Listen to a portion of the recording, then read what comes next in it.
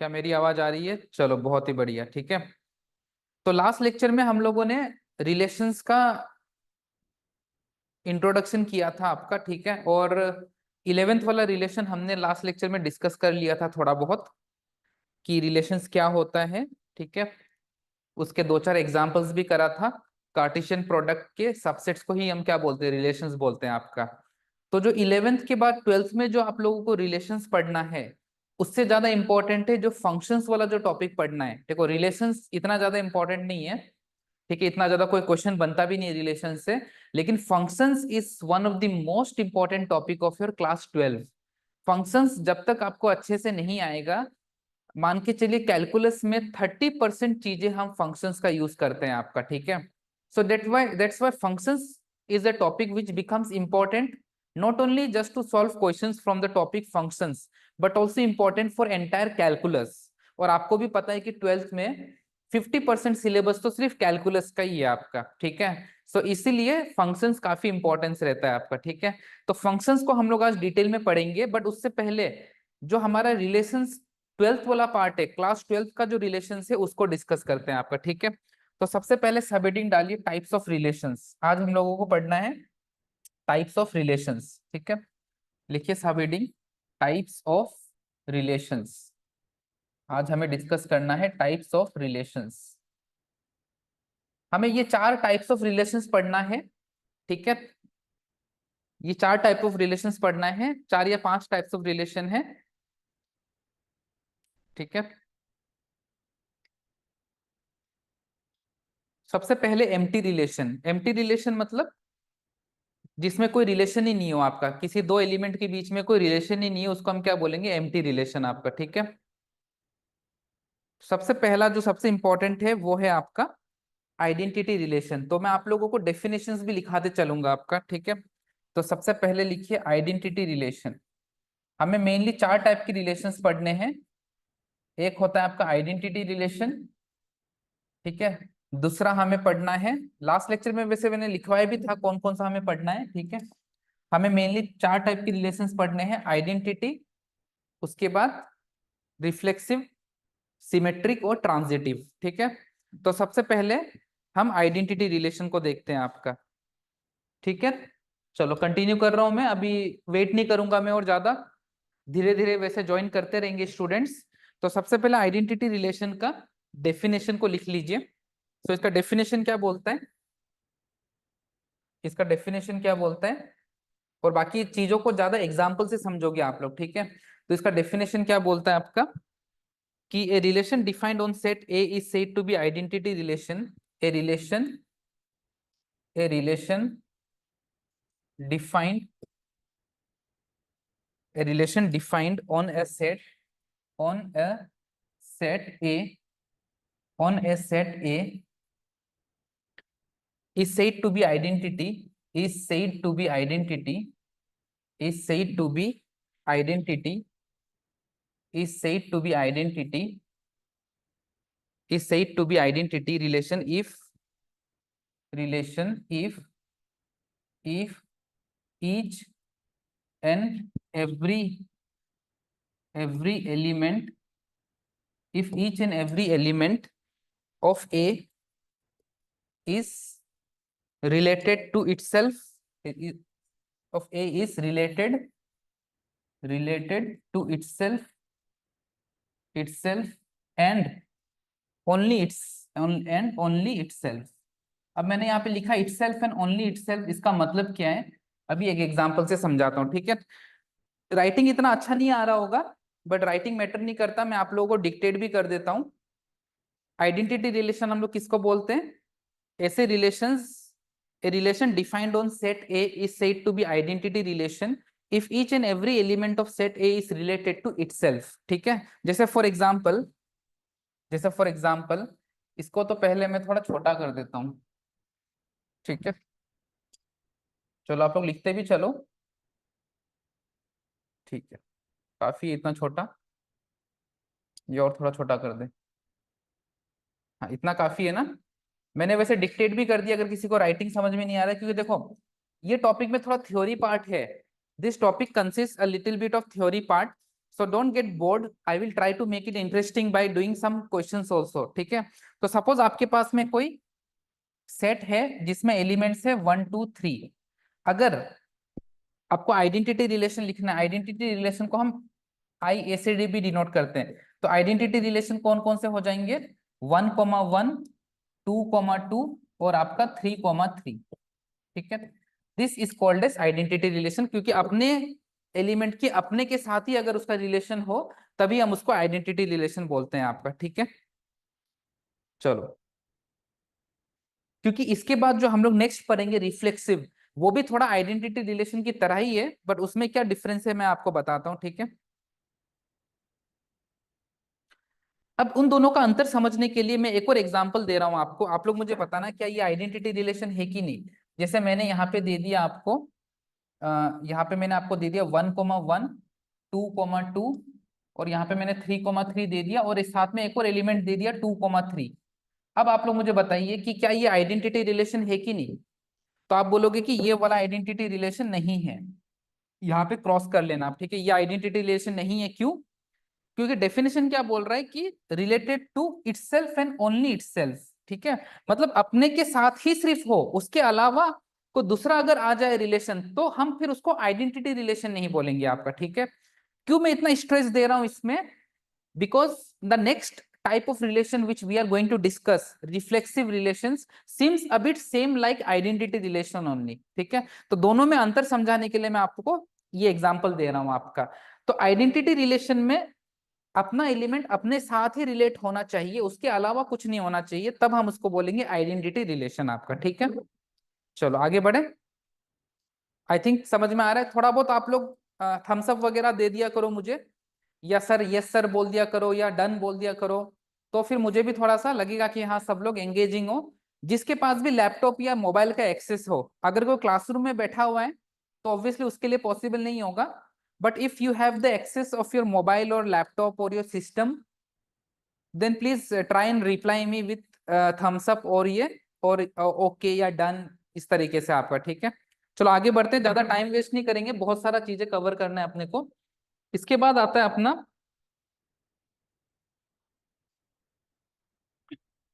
अच्छा ये निकल के आ गया क्या, wait wait wait wait,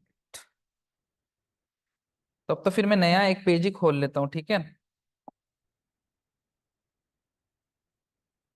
just a second guys.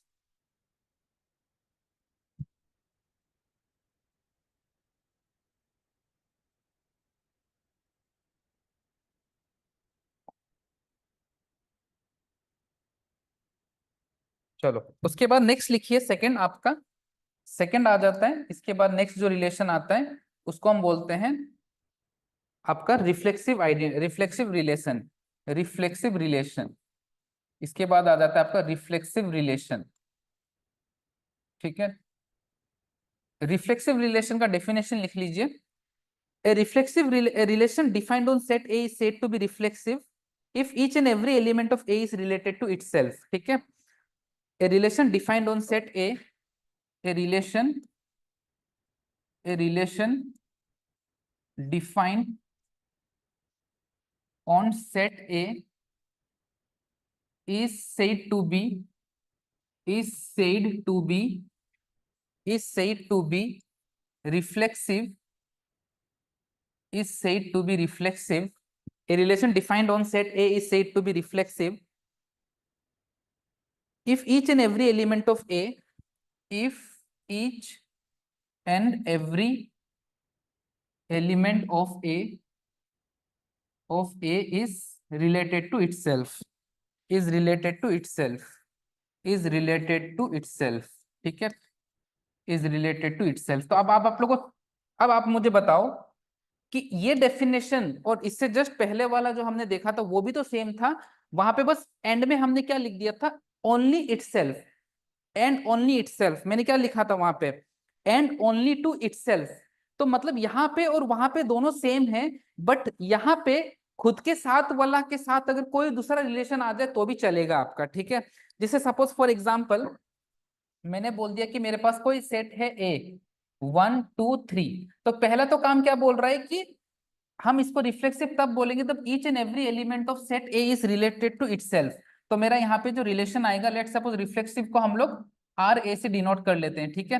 तो इसका जो रिलेशन आएगा वो क्या क्या आएगा, 1,1 तो आना ही पड़ेगा, 2,2 भी आना पड़ेगा, 3,3 भी आना पड़ेगा। अब इसके साथ अगर कोई दूसरा रिलेशन भी आ जाए, लेट सपोज 2,3 आ गया तो भी चलेगा मेरा, ठीक है, तो भी हम इसको क्या बोलेंगे, रिफ्लेक्सिव बोलेंगे। ऑन दी अदर हैंड ये क्या आइडेंटिटी होगा, क्या नहीं होगा, क्योंकि आइडेंटिटी तभी होता जब हम इसको यहां तक लिखते सिर्फ।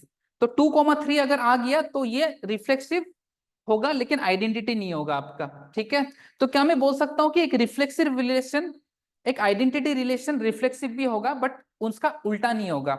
Identity relation is a reflexive relation but not vice versa, क्योंकि सारा रिफ्लेक्सिव रिलेशन आइडेंटिटी होगा जरूरी नहीं है। जैसे फॉर एग्जांपल ये वाला को पकड़ लो, ये एक रिफ्लेक्सिव है बट ये एक आइडेंटिटी रिलेशन नहीं है आपका, ठीक है। तो जो मोस्टली क्वेश्चन बनता है वो रिफ्लेक्सिव से बनेगा, सिमेट्रिक से बनेगा और ट्रांजिटिव से बनेगा आपका, ठीक है। तो सबसे पहले रिफ्लेक्सिव रिलेशन को अच्छे से समझ लो आपका, ठीक है। आप लोग मुझे बताओ क्या ये रिफ्लेक्सिव रिलेशन होता, अगर मैं दे देता आपको R A is equal to 1,1, 2,2 और मैंने यहाँ पे दे दिया 3,1, क्या ये रिफ्लेक्सिव रिलेशन होता, कोई मुझे बताएगा क्या ये रिफ्लेक्सिव रिलेशन होगा? यस या नो में जवाब दीजिए प्लीज।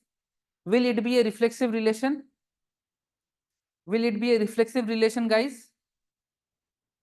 थोड़ा सा सोच के बताओ जल्दी, ज्यादा टाइम नहीं है, प्लीज जल्दी जल्दी जल्दी। इज इट पॉसिबल, क्या ये रिफ्लेक्सिव रिलेशन होगा? कोई बता सकता है यहाँ पे, कोई रिप्लाई कर सकते हो चैट पे आप लोग? Do you have that option to reply? Anyone who is having the access of laptop or mobile can reply me on the chat. Can anyone tell me whether this will be a reflexive relation or not? तो यहाँ पे ये एक reflexive relation नहीं होगा, क्यों? क्योंकि 1,1 है, 2,2 भी है, लेकिन 3,3 नहीं है, ठीक है। 3,1 है उससे हमें मतलब नहीं है, 3,3 होके उसके अलावा कोई रिलेशन होता तब हम बोलते ये रिफ्लेक्सिव है। तो अभी हम बोल देंगे रिफ्लेक्सिव नहीं है आपका, ठीक है। बाकी आगे और क्वेश्चंस करेंगे तो हमें ज्यादा क्लियर होगा। Thank you for the reply. So I can see Singrauli has replied me with no, which is correct, ठीक है, नहीं होगा आपका। चलो उसके बाद, तो ये चीज को चाहे आप लिख सकते हो कि every identity relation is a reflexive relation but not vice versa, ठीक है। चलो उसके बाद नेक्स्ट लिखिए, नेक्स्ट उसके बाद लिखिए,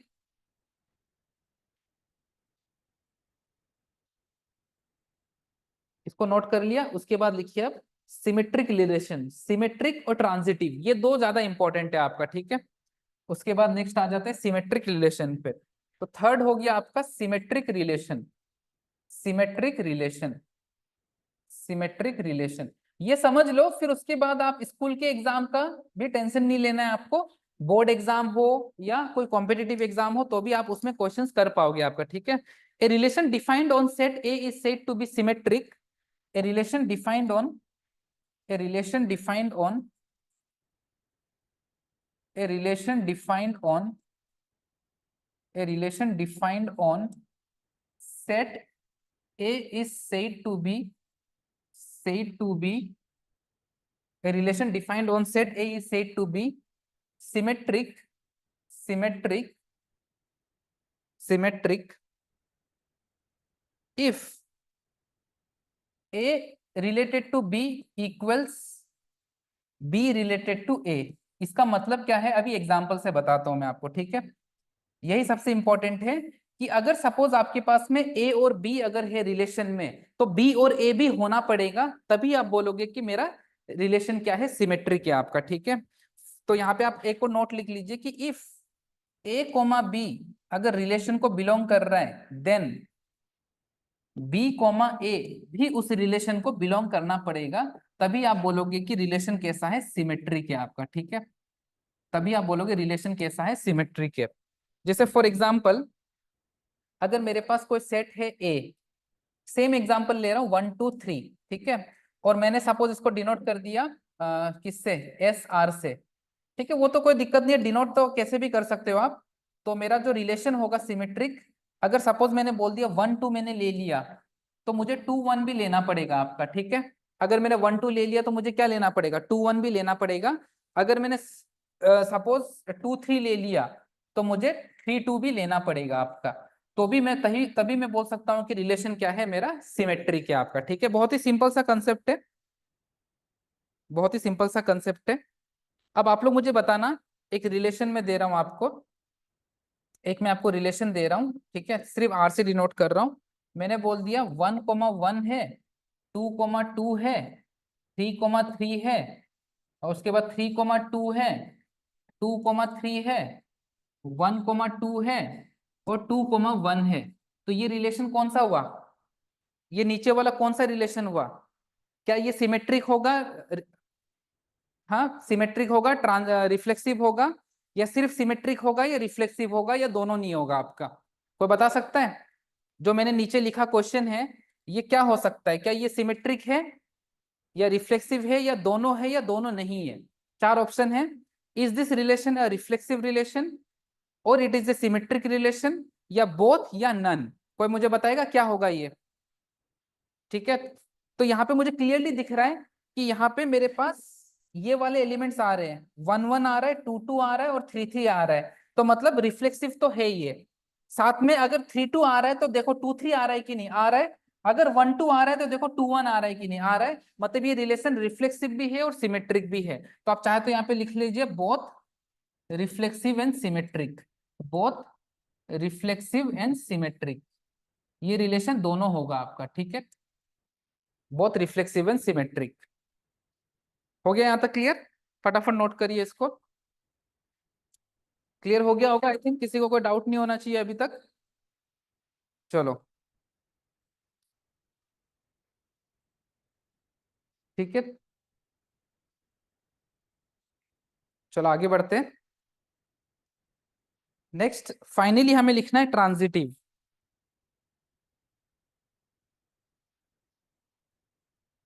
अब ट्रांजिटिव रिलेशन को थोड़ा अच्छे से समझते हैं, ठीक है। यहाँ पे थोड़े से स्टूडेंट्स को डाउट होता है, and they get a little confused when it comes to the last relation which is called transitive. तो ट्रांजिटिव रिलेशन को थोड़ा अच्छे से और समझते हैं। आई विल मेक श्योर कि मैं जो आप लोगों को बातें बताऊंगा उससे आपका 99% चीजें क्लियर हो जाएगा आपका, ठीक है। और जो भी 1 आध % अगर रह जाता है तो वो धीरे धीरे क्वेश्चन करके आपको क्लियर होगा आपका, ठीक है। क्योंकि मैथ्स में अगर कोई थ्योरी पार्ट अगर अच्छे से समझ में नहीं आता है तो इवेंचुअली क्वेश्चन कर करके वो चीजें ऑटोमेटिकली समझ में आने लग जाता है आपका, ठीक है। क्योंकि थ्योरी से सिर्फ हम कंप्लीटली 100% कोई चीज को नहीं समझ पाते, specifically when it comes to maths. उसी चीज को अगर हम कुछ क्वेश्चंस में अप्लाई करना स्टार्ट कर देते हैं, देन वी रियलाइज कि अच्छा मतलब ये ऐसा होता है, इसमें ये करना होता है आपका, ठीक है। So that's why applying the concept, the formula, the properties, the identities are important in maths, ठीक है। चलो आगे बढ़ते हैं। Last but not the least आपका आ जाता है ट्रांजिटिव रिलेशन। इसको अच्छे से देखते हैं, यहां पे ही है जो थोड़ा सा कंफ्यूजन हो सकता है आपका। ट्रांजिटिव रिलेशन, ठीक है, ट्रांजिटिव रिलेशन।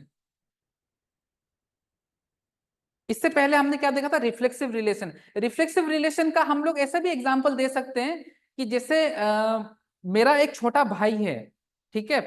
तो मेरा छोटा भाई और मेरे में ब्रदर का रिलेशन है।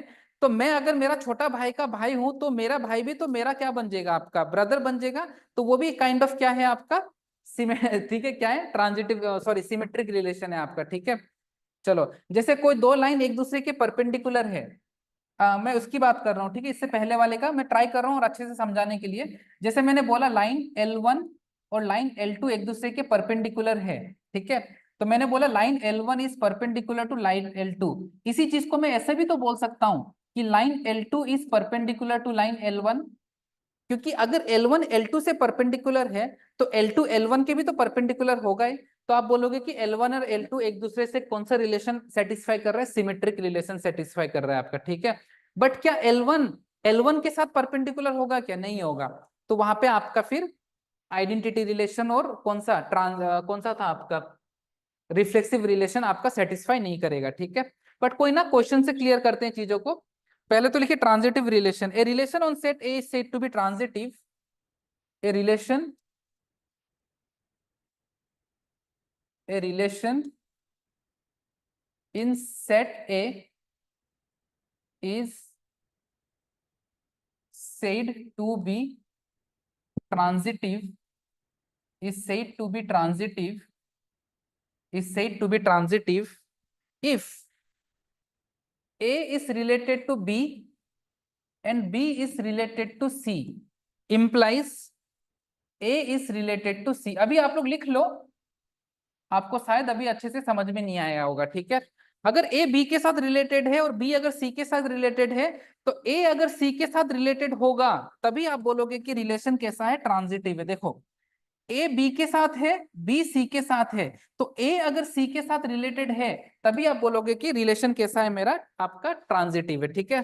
जैसे फॉर एग्जाम्पल मैंने बोला कि ए और बी कोई मेरा दो एलिमेंट है जो रिलेशन पे बिलोंग कर रहा है। ऑन दी अदर हैंड मैंने बोला बी और सी मेरा कोई दो एलिमेंट हो जो रिलेशन को बिलोंग कर रहा है, विच मीन्स ए और सी मेरे पास होना चाहिए एलिमेंट में, रिलेशन में जो उस रिलेशन को बिलोंग करेगा आपका, ठीक है। जैसे फॉर एग्जाम्पल मेरे पास कोई सेट है ए, हम सेम एग्जाम्पल ही ले रहे हैं, ठीक है, ताकि चीजें अच्छे से समझ में आए। मैंने बोल दिया कि इसको मैं सपोज डिनोट कर देता हूँ किससे, टी आर से डिनोट कर देता हूँ, ठीक है। ट्रांजिटिव रिलेशन को टी आर से डिनोट कर दिया, तो टी आर में मैंने सपोज ले लिया 1,2 और मैंने फिर ले लिया 2,3। तो अगर यहाँ पे 1,3 आ रहा है तभी मैं बोलूंगा रिलेशन क्या है मेरा, ट्रांजिटिव है आपका, ठीक है। अगर मेरे पास 1,2 है और अगर 2,3 है तो ही मैं ढूंढूंगा कि मेरे पास 1,3 है कि नहीं, तब मैं बोलूंगा रिलेशन क्या है मेरा, ट्रांजिटिव है आपका, ठीक है। इसको नोट कर लो। इसको समझने के लिए मैं आपको और कुछ एग्जांपल्स दे रहा हूं।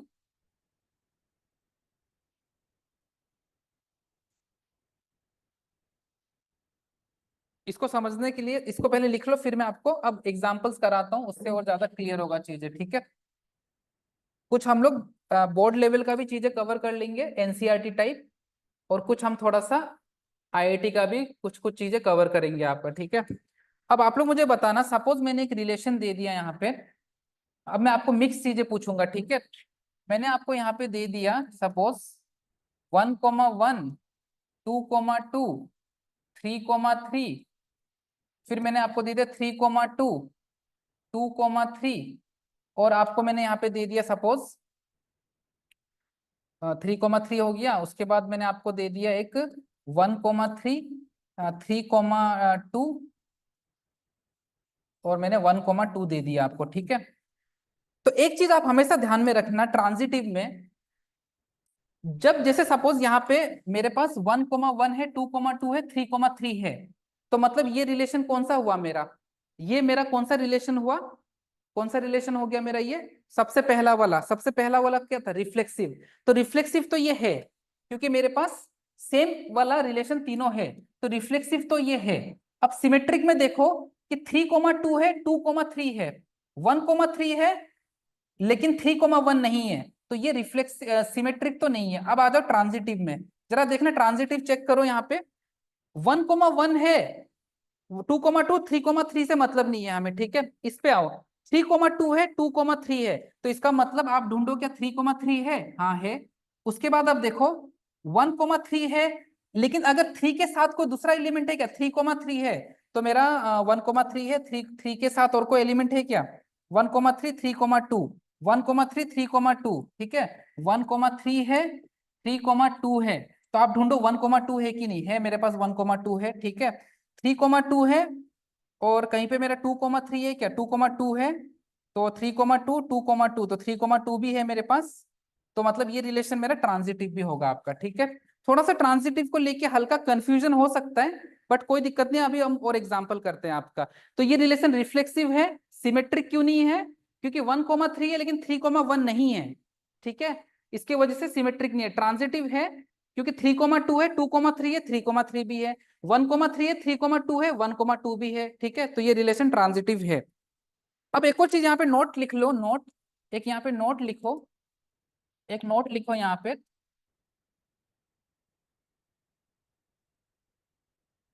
जैसे सपोज आपके पास ए कोमा बी है रिलेशन में, A comma B is there, A comma B is there, A comma B is there, but but b comma c is not there, but b comma c is not there in the relation, then don't look for, then don't look for, then don't look for क्या, अगर b coma c नहीं है then don't look for a comma c, then don't look for a comma c, ठीक है। तो थोड़ा सा transitive में आप लोगों को थोड़ा हल्का ज्यादा ध्यान देना पड़ेगा आपका, ठीक है। अगर सपोज जैसे 2,3 है आपके पास रिलेशन में, लेकिन 3, समथिंग है ही नहीं, तो then don't look for a transitive relation, ठीक है। उस केस में फिर हम ट्रांजिटिविटी चेक ही नहीं करेंगे आपका, ठीक है। बाकी अभी क्वेश्चन से और चीजों को क्लियर करते हैं आपका, ठीक है। और अगर ये कोई भी रिलेशन अगर तीनों हो जाए आपका, रिफ्लेक्सिव, सिमेट्रिक और ट्रांजिटिव, तो उस टाइप के रिलेशन को हम इक्विवेलेंस रिलेशन बोलते हैं आपका, ठीक है। तो नोट हो गया होगा शायद। चलो आगे बढ़ते हैं गाइस, ठीक है। थोड़ा सा चीजों को फास्ट ट्रैक करते, एक नोट लिख लीजिए यहाँ पे भी, एक नोट लिख लीजिए, एक नोट लिख लीजिए। If a relation is reflexive, if a relation is reflexive, symmetric and transitive, अगर तीनों ही है, then such kind of relation is called an equivalence relation, is called an equivalence relation, is called an equivalence relation, ठीक है। इस type को relation को हम बोलेंगे इक्विवेलेंस रिलेशन। अगर कभी आपको ये बोले ना कोई क्वेश्चन में कि प्रूफ करो कि कोई रिलेशन इक्विवेलेंस है कि नहीं, तो basically you have to check whether that relation possess all the 3 different type of relations और not, symmetric, reflexive, symmetric and transitive. अगर कोई भी रिलेशन ये तीनों को सेटिस्फाई कर रहे हैं, तो हम बोलेंगे उस टाइप के रिलेशंस को इक्विवेलेंस रिलेशन, ठीक है। चलो आप कुछ सिंपल एग्जांपल से समझते हैं इस चीज को, ठीक है।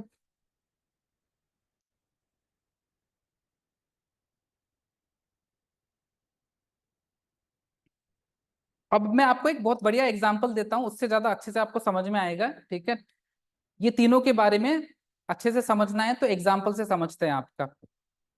चलो ठीक है, तो ये लिख लेना बस, ये तो सिंपल सा बात है। तो एक क्वेश्चन लिखिए, एक क्वेश्चन लिखिए, लेट लेट एक क्वेश्चन लिखिए, late L denote the set of all straight lines, let L denotes the set of all straight lines, let L denotes the set of all straight lines in a plane, in a plane, full stop.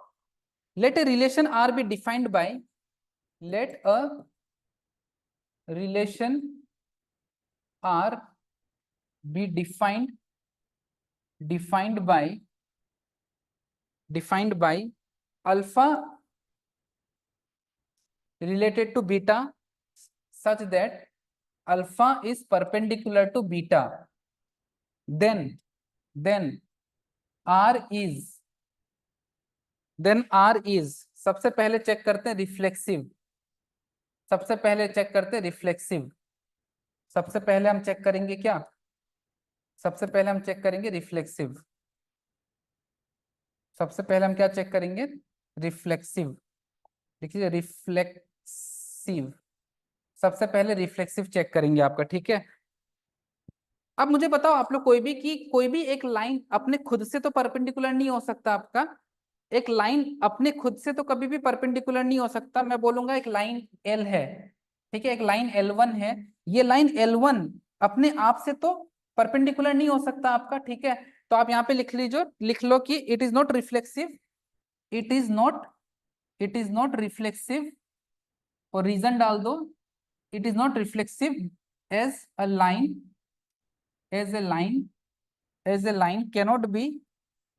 cannot be perpendicular to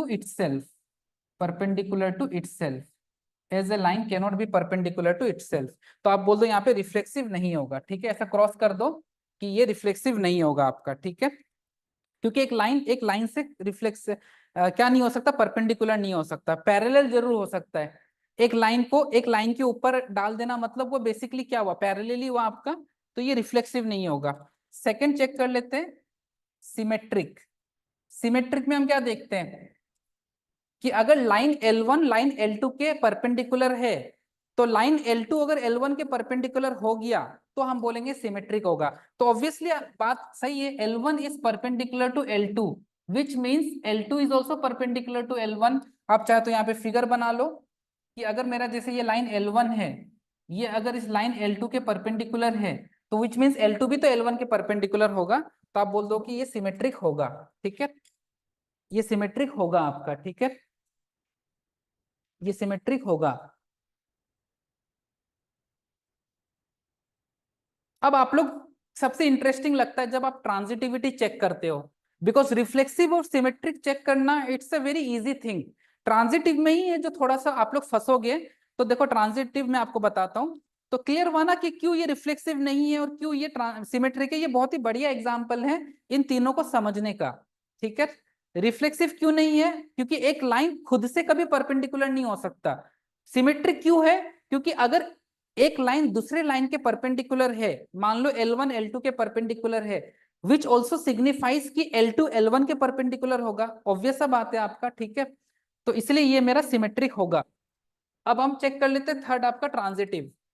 तो अगर मैं transitive check करूं, तो देखो transitive check करने के लिए आप क्या करोगे, जैसे suppose line L1, sorry, suppose मैंने बोल दिया line L1 is perpendicular to line L2 and line L2 is perpendicular to line L3। तो यहाँ पे मतलब line L1 perpendicular to line L3 होना पड़ेगा। अगर ये हो गया तो आप बोलोगे ट्रांजिटिव है, अगर नहीं हुआ तो आप बोल दोगे नॉट ट्रांजिटिव। तो फिगर से समझ लेते हैं इसको। जैसे मैंने बोल दिया L1 मेरा लाइन है जो इस L2 के परपेंडिकुलर है, ठीक है, condition satisfied, L1 perpendicular to L2। फिर आपने बोल दिया L2 परपेंडिकुलर टू L3, तो L2 भी लाइन ऐसा कोई बनेगा जो इसके परपेंडिकुलर होगा आपका, L2 is perpendicular to L3, तो मैं इसको मान लेता हूँ L3 है मेरा, ठीक है। इसको थोड़ा सा करेक्शन कर लो, इसको मैं मान लेता हूँ मेरा L3 है। तो आप देखो L1 is perpendicular to L2, L2 is perpendicular to L3, but क्या दिख रहा है कि आपको L1 और L3 परपेंडिकुलर, L1 और L3 तो एक दूसरे से क्या है, पैरेलल है। So here L1 is parallel is parallel, L1 is parallel to L3, therefore it is not transitive, it is not transitive। तो आई थिंक अब शायद मैक्सिमम स्टूडेंट्स का थोड़ा सा पिक्चर क्लियर हुआ होगा in terms of what symmetric is, what transitive is and what reflexive is, ठीक है, ठीक है। और इसको किस सीक्वेंस में याद रखना है आपको, क्योंकि कई बार हम इस चीज को भी लेके कंफ्यूज हो जाते हैं कि यार ट्रांजिटिव एक्चुअली बोलता किसको किसको थे।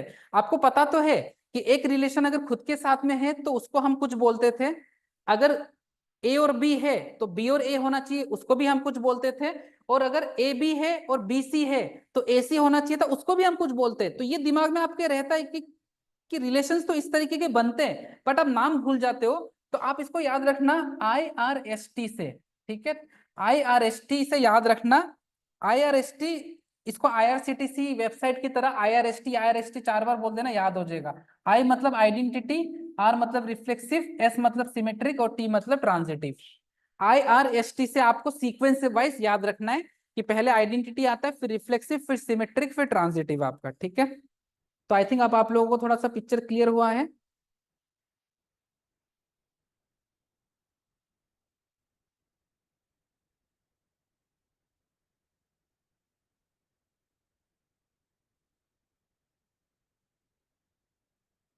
चलो,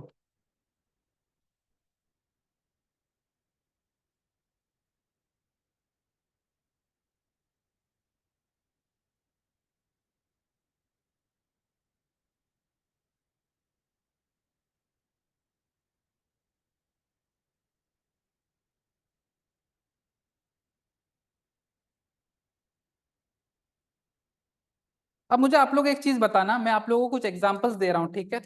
एनसीईआरटी बेस्ड एग्जांपल्स लिखिए, NCERT based examples, NCERT based examples. शायद ये रियल लाइफ एग्जांपल से और ज्यादा आपको क्लियर होगा, ठीक है। ये मेरा कुछ रियल लाइफ एग्जांपल्स है, रियल लाइफ एग्जांपल्स, ठीक है। इससे मुझे आप लोग बताना। अब मैं नेक्स्ट टाइम से आइडेंटिटी को आई से डिनोट करूंगा, रिफ्लेक्सिव को आर से, सिमेट्रिक को एस से और ट्रांजिटिव को टी से। तो अब की बार जब भी मैं रिलेशंस को डिफाइन करूंगा तो मैं शॉर्ट फॉर्म यूज करूंगा आपका, ठीक है। तो जैसे सपोज,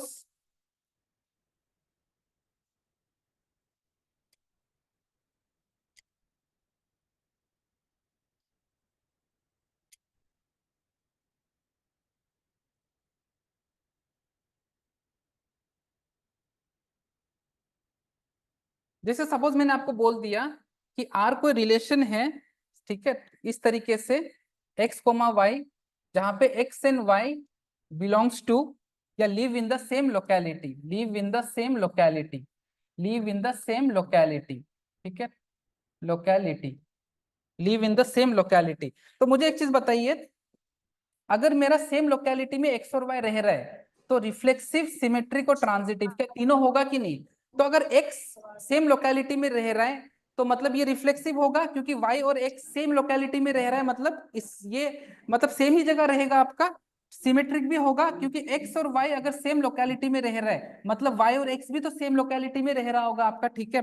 और ट्रांजिटिव भी होगा क्योंकि अगर एक्स और वाई सेम लोकेलिटी में है, on the other hand y और जेड अगर सेम लोकेलिटी में है तो जेड और एक्स भी तो किस में होगा, सेम लोकेलिटी में होगा आपका, ठीक है। तो यहाँ पे हम बोलेंगे कि ये तीनों रिलेशन को सेटिस्फाई करेगा आपका, ठीक है।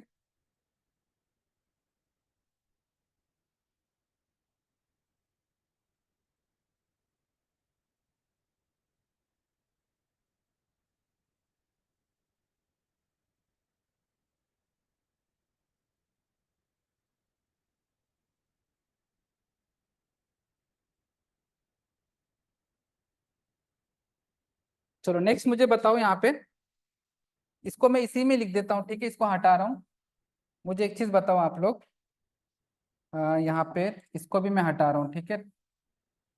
मैंने बोल दिया कि इस बार मैंने क्या बोल दिया कि रिलेशन कुछ इस तरीके से है कि x is wife of, x is wife of y. मुझे बताना reflexive, I R S T, reflexive, symmetric और ट्रांजिटिव क्या क्या होगा, तीनों होगा या कोई भी तीनों नहीं होगा या कोई एक होगा इसमें? तो देखो x is wife of y, x is wife of y, x is wife of y, तो रिफ्लेक्सिव तो नहीं हो सकता क्योंकि एक्स अगर वाई का वाइफ है तो एक्स खुद का तो वाइफ नहीं हो सकता ना आपका, तो इसलिए ये रिफ्लेक्सिव तो होगा नहीं। सिमेट्रिक भी नहीं होगा क्योंकि अगर एक्स वाई का वाइफ है दैट डज नॉट मीन कि वाई एक्स का वाइफ है।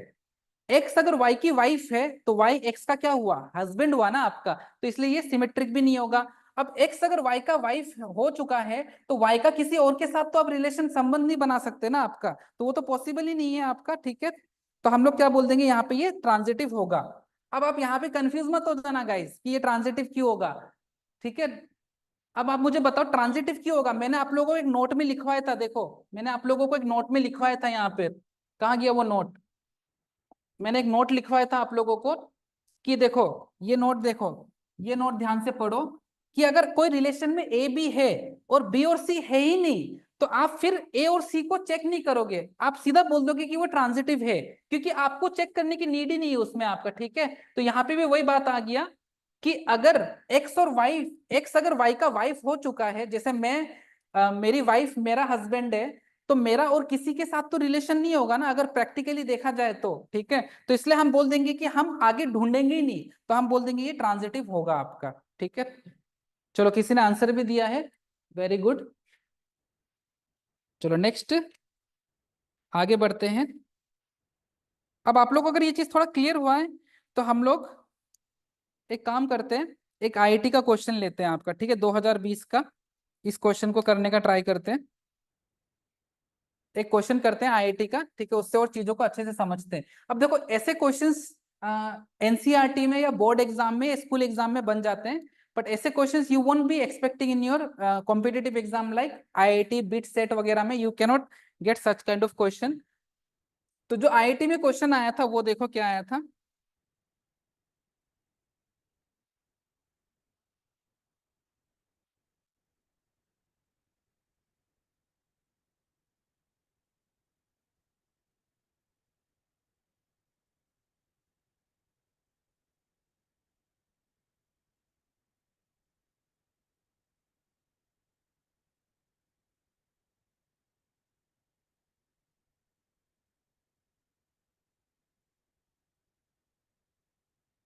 लिखिए एक आईआईटी जेई 2020 में क्वेश्चन आया था, लिखिए let N be the set of natural numbers, let N be the set of natural numbers, अच्छा सवाल है ये, let N be the set of natural numbers and a relation r on n be defined by and a relation r and a relation r on n be defined any relation defined by r is equal to x comma y such that, और दोनों ही natural number को belong कर रहा है, ठीक है, मतलब x और y का जो भी वैल्यू होगा वो नेचुरल नंबर ही होगा। और जो रिलेशन दे रखा है वो कुछ इस तरीके से दे रखा है, रिलेशन को लिख लीजिए x cube minus 3x² y minus 3xy² plus 3y³ plus 3y³ is equal to 0, और सॉरी प्लस 3y³, हाँ, इक्वल टू 0, ठीक है, ये दे रखा है आपको रिलेशन।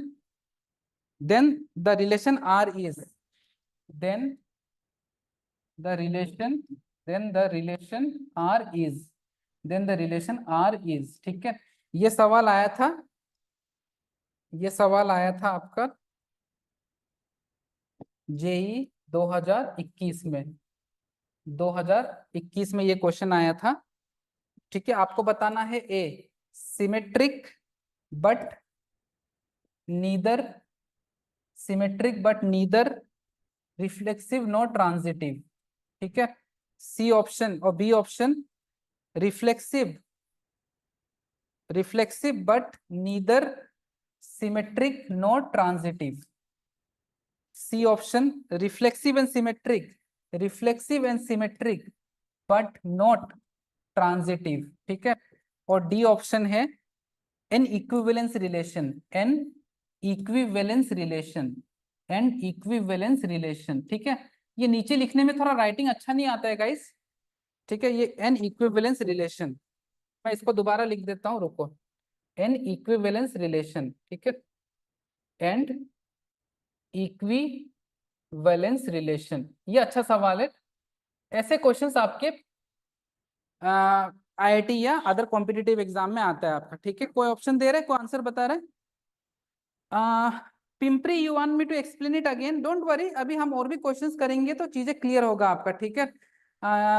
सिंग्रोली मुझे बोल रहा है आंसर ऑप्शन नंबर डी, मतलब ये रिफ्लेक्सिव, सिमेट्रिक और ट्रांजिटिव सब कुछ है, तो थोड़ा सा चेक करना पड़ेगा माय डियर, डायरेक्ट नहीं बोल सकते, हमें थोड़ा चेक करना पड़ेगा यहाँ पे। तो मैं आप लोगों को 90 सेकेंड्स का टाइम दे रहा हूँ, ट्राई करिए इस क्वेश्चन को एक बार।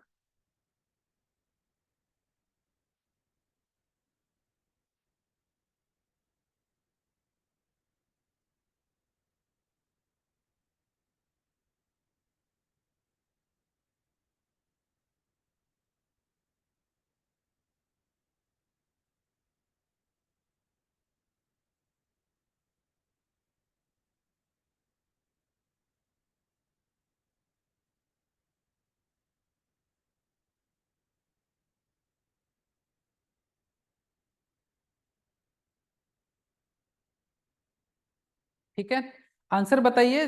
सिंग्रोली you have to check please, बाकी लोग भी थोड़ा सा चेक करिए। तो थोड़ा देखो, डायरेक्ट देख के तो हम नहीं बता सकते क्या होगा, तो हमें इसको थोड़ा सा सॉल्व करना पड़ेगा इसको, ठीक है, इस एक्सप्रेशन को थोड़ा सॉल्व करना पड़ेगा और इसको फैक्टर करके हमें एक एक्स और वाई के बीच में रिलेशन क्रिएट करना होगा गाइज, ठीक है। तो इसको रिलेशन क्रिएट करना is not a big deal here, तो मैं काम करता हूँ, नीचे वाला पार्ट हटा देता हूँ, ठीक है। ऑप्शंस तो सबने लिख ही लिया होगा, क्योंकि मुझे जगह चाहिए इसको सॉल्व कराने के लिए, ठीक है, तो इसको मैं हटा रहा हूँ और इसको मैं थोड़ा छोटा कर देता हूँ, ठीक है, ताकि मैं हर चीज आपको अच्छे से समझा सकूं यहाँ पे, क्योंकि क्वेश्चन तो आई थिंक सबने नोट कर ही लिया होगा, ठीक है, इतना छोटा काफी है, ठीक है। तो कोई आसान सा सवाल है ये, इतना कोई डिफिकल्ट नहीं है। अच्छा, ये तो चलो ठीक है, सबने क्वेश्चन तो लिख ही लिया था, आ जाओ, ठीक है, मेन पार्ट तो यही है आपका। तो जरा इसको अगर सॉल्व करें तो देखो, अगर मैं यहाँ से इन दोनों से अगर मैं x² कॉमन ले लूं, अगर मैं इन दोनों से क्या कॉमन ले लूं, x² अगर मैं कॉमन ले लूं, तो यहाँ पे मेरे पास आ जाएगा x² एक्स माइनस 3y, और यहां से अगर मैं नेगेटिव ऑफ क्या कॉमन ले लूं, अगर मैं यहां से क्या कॉमन ले लूं, एक मिनट एक मिनट एक मिनट, यहाँ पे 3 नहीं होगा, अरे यार सॉरी सॉरी, ये मेरे पास थोड़ा मैंने गलत लिख दिया, इसको करेक्ट कर लेना गाइस। ये मेरा सिर्फ माइनस का एक्स वाई स्क्वायर है, ठीक है। तो अब मैं अगर माइनस का वाई स्क्वायर कॉमन ले लूं यहाँ पे, अगर मैं यहाँ से वाई स्क्वायर का कॉमन, थोड़ा सा करेक्शन कर लेना, ये 3 मैंने गलती से लिख दिया था, ठीक है। अगर मैं यहाँ से वाई स्क्वायर कॉमन ले लूं तो मेरे पास आ जाएगा x minus 3y equal to 0। अब दोबारा से अगर मैं एक्स माइनस 3y कॉमन ले लेता हूँ, तो ब्रैकेट में मेरे पास आ जाएगा x square minus y square equal to y, which means कि इधर x square equal to y square हो जाएगा, या एक्स इक्वल टू 3y हो जाएगा आपका, ठीक है। तो मतलब या तो मेरे पास या तो मेरे पास x इक्वल टू वाई होना चाहिए, या फिर x इक्वल टू 3y होना चाहिए आपका, ठीक है। अब एक एक करके चेक करते हैं। तो सबसे पहले कौन सा चेक कर लेते हैं, रिफ्लेक्सिव, IRST। तो रिफ्लेक्सिव चेक कर लेते हैं। तो रिफ्लेक्सिव रिलेशन तो ये होगा, क्यों रिफ्लेक्सिव होगा, क्योंकि अगर x और y बराबर है तो 1,1 है, 2,2 है, मतलब सारे के सारे नेचुरल नंबर्स आ जाएंगे मेरे, क्योंकि x और y एक दूसरे से क्या है, मेरा बराबर है। अगर 1,1 है, 2,2 भी है, क्योंकि दोनों एक दूसरे से बराबर है, तो रिफ्लेक्सिव तो ये है, ठीक है, सिंपल है, रिफ्लेक्सिव तो डायरेक्ट पता चल रहा है। अभी सेकंड चेक कर लेते हैं, सिमेट्रिक। अब मुझे एक चीज बताइए, अगर मेरा सपोज कोई रिलेशन में मैंने ले लिया x को, y को 1 ले लिया, तो x कितना आ जाएगा, 3। तो मेरे पास यहां से आ गया 3,1। अब क्या मेरा 3,1 और 1,3 दोनों अवेलेबल होगा, क्या नहीं होगा ना। अगर मैंने सपोज x को 1 पुट कर दिया, तो क्या y मेरा 3 आ रहा है, क्या नहीं आ रहा है ना। अगर मैंने x को 1 ले लिया, तो मेरा y तो 1/3 आ रहा है, ठीक है। तो ये तो गलत बात होगी आपका, ठीक है। तो ये रिलेशन सिमेट्रिक नहीं होगा, समझ में आ रहा है। और यहां से भी तो चेक कर सकते थे कि 1 इक्वल टू 3 कभी होगा ही नहीं आपका, ठीक है। खैर ये वाला हम यहाँ पे यूज नहीं कर सकते सिमेट्रिक में, ये रिलेशन हम यूज कर सकते हैं सिमेट्रिक चेक करने में। इसको हमने यूज किया रिफ्लेक्सिव चेक करने में, और ये वाला हम यूज कर रहे हैं सिमेट्रिक चेक करने में। क्लियरली दिख रहा है कि अगर मैं y को 1 लेता हूं तो x 3 आ रहा है, कोई भी वैल्यू ले सकते हो, ठीक है, कोई भी वैल्यू ले सकते हो आप। लेट सपोज आपने y को 2 ले लिया, तो मेरा y को 2 लेने पे x कितना आ जाएगा, 6 आ जाएगा। तो मतलब मेरे रिलेशन में 2,6 है, तो क्या रिलेशन में 6,2 भी है क्या, जरा देखो। तो अगर मैं रिलेशन में 6,2 ले लेता हूं, तो मतलब मैं x को कितना ले रहा हूँ, x को मैं कितना ले रहा हूँ, 6 ले रहा हूँ आपका। तो उससे मेरा नहीं आएगा आपका, ठीक है। तो इसलिए हम बोल देंगे कि मेरा ये रिलेशन पॉसिबल नहीं है, मतलब ये सिमेट्रिक नहीं होगा आपका, ठीक है। तो इसको मैं हटा रहा हूँ, इनको सबको हटा रहा हूँ, इसका कोई नीड नहीं है यहाँ पे। तो यहाँ पे मेरा सिमेट्रिक नहीं होगा। और फाइनली ट्रांजिटिव चेक कर लेते हैं, और यही थोड़ा चेक करना थोड़ा सा आपको हल्का दिक्कत दे सकता है, ठीक है। अगेन मैं थोड़ा सा इसको छोटा कर लेता हूँ इस पार्ट को, ताकि आप लोगों को सब कुछ एक ही जगह दिख जाए, ठीक है।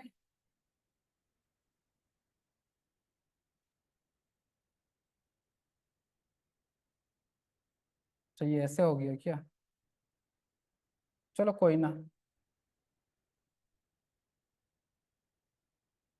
ठीक है। अब देखो ट्रांजिटिव चेक करने के लिए हम कुछ एग्जांपल ले लेते हैं। जैसे सपोज मैंने वाई को, अगर सपोज मैं एक्स वाई को अगर मैं सपोज 6 ले लेता हूँ सपोज, ठीक है। अगर मैं सपोज वाई को अगर मैं 6 ले लेता हूँ, तो एक्स मेरा कितना हो जाएगा, 18, ठीक है। तो मतलब मेरे पास 18,6 है, ठीक है। अगर मैं 6 लेता हूँ एक्स को, अगर मैं एक्स को 6 ले लेता हूँ, तो मेरे पास वाई कितना आ जाएगा, 2 आ जाएगा मेरा, ठीक है। अगर मैं एक्स को 6 लेता हूँ, तो 6/3 कितना आ जाएगा, 2।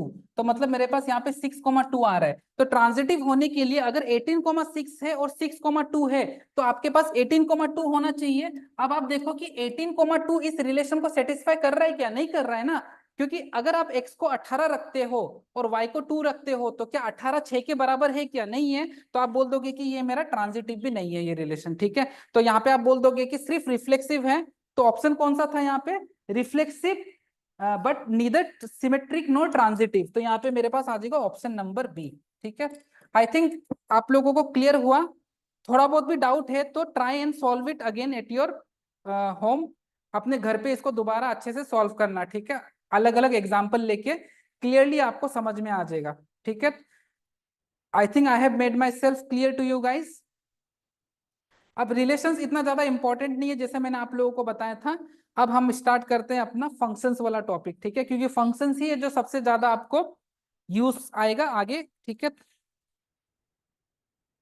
Functions will be extensively used guys. अच्छा, ये नंबर ऑफ रिफ्लेक्सिव रिलेशन, ये एक फॉर्मूला था, ये मुझे लिखवाना था आपको, तो ये आप लिख लो क्या।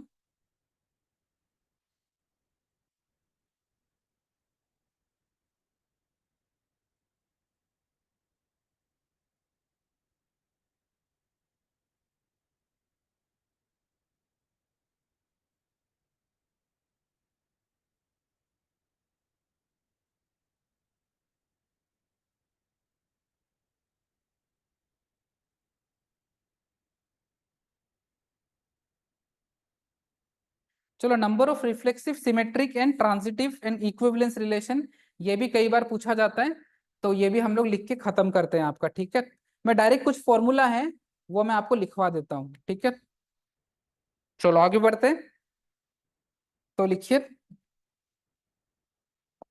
Number of reflexive symmetric and transitive relations, number of reflexive reflexive symmetric and transitive relation, and transitive relation, transitive relation, reflexive symmetric and reflexive symmetric and transitive relation, transitive relation, ठीक है।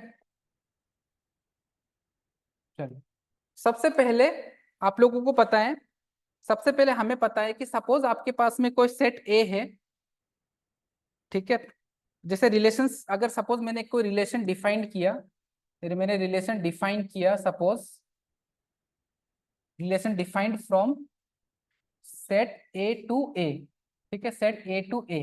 मैं मान लेता हूं कि सपोज मेरे पास number of elements, number of elements, number of elements in set A, अगर सपोज मेरे पास n है, ठीक है, और number of elements in set A के ए से ए में बात हो रहा है आपका, ठीक है, और number of elements in set ए, क्योंकि ए से ए में ही बात हो रहा है ना आपका, तो वो भी तो कितना हो जाएगा, n हो जाएगा।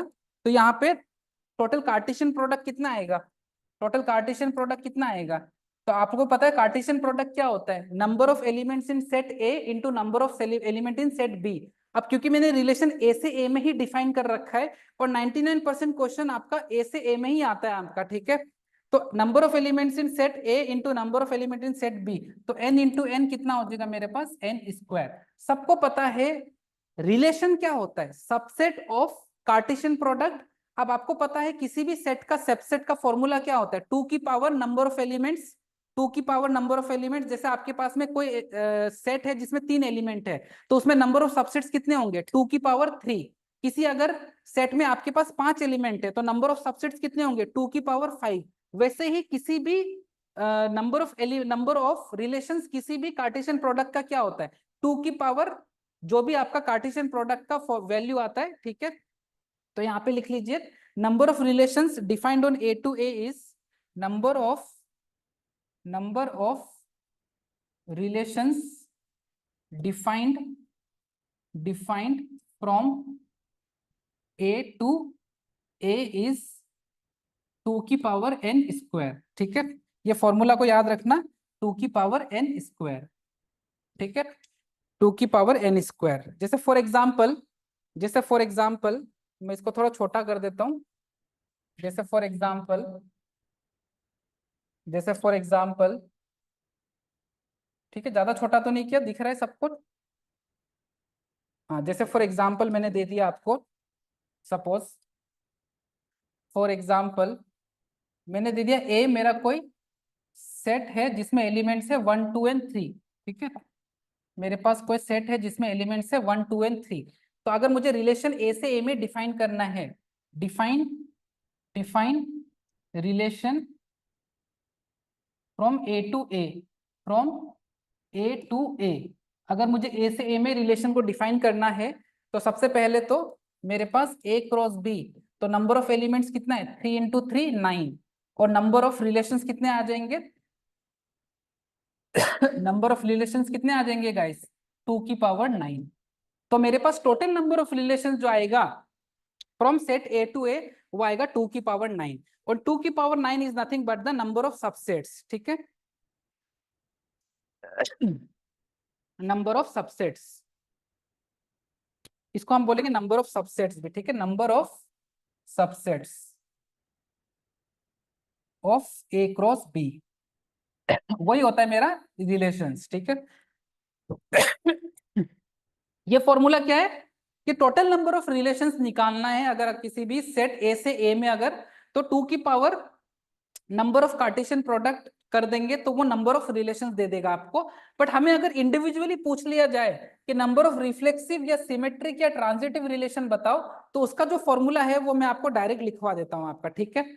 तो लिखिए number of symmetric relation, number of symmetric, अब ये मैं आपको डायरेक्ट लिखवा रहा हूँ, डोंट जस्ट थिंक कि ये आया कहाँ से, ठीक है, उस पर अभी हम नहीं जाएंगे क्योंकि फिर वो अलग ही डिस्कशन बहुत ज्यादा लेंदी हो जाएगा, ठीक है, क्योंकि अभी मुझे फंक्शंस भी स्टार्ट करना है आप लोगों का, ठीक है। तो इसको फटाफट नोट करो, फिर मैं इंडिविजुअली लिखा देता हूँ आपको कि number of reflexive relation, symmetric और ट्रांजिटिव कितना होगा आपका, ठीक है।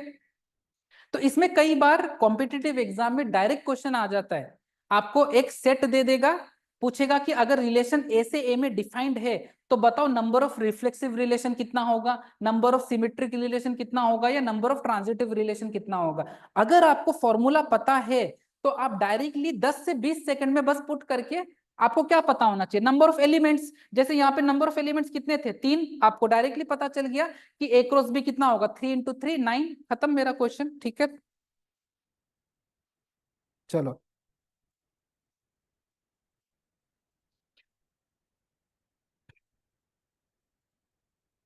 तो सबसे पहले लिखिए number 1, number of reflexive relation, number of reflexive relation, IRST याद है ना, उसी सीक्वेंस में हम चीजों को करते हैं, ठीक है। तो यहाँ पे लिख लीजिए जो फॉर्मूला होगा वो होगा number of reflexive relation, RR लिख, मतलब रिफ्लेक्सिव रिलेशन ये होता है 2 की पावर, सॉरी, हाँ 2 की power n square minus n, ठीक है। ये वेल प्रूवन फॉर्मूला है, where n is the number of elements in set A, where n is the number of element in set A, where n is the number of element in set A, ठीक है,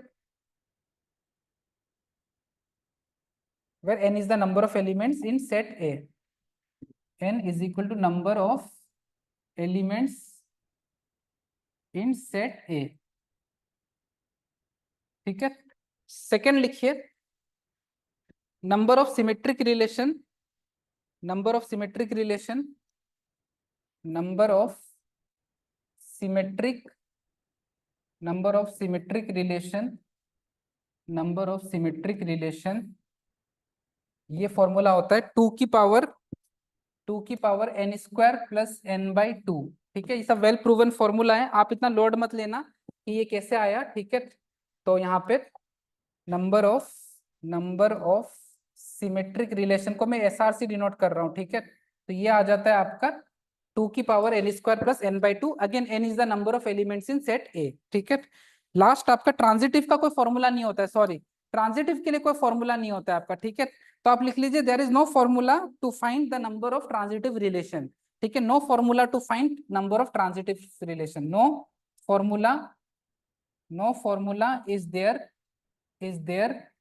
to find number of transitive relation, ठीक है। There is no formula to find, no formula to find, no formula to find the number of transitive relation. आपसे कभी वो number of transitive relation पूछेगा भी नहीं, ठीक है, और उसका कोई फॉर्मूला भी नहीं होता आपका। चलो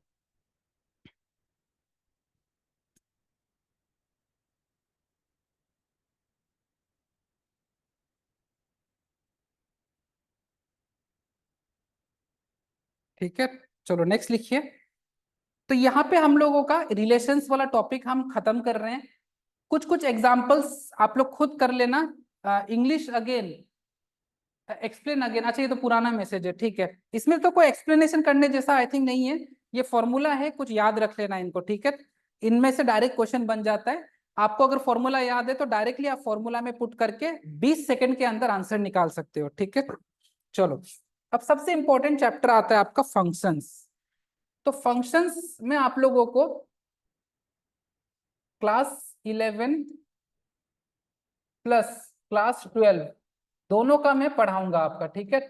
क्लास 11 वाले को थोड़ा सा जल्दी जल्दी करेंगे और फिर हम क्लास 12 वाले पे आएंगे आपका।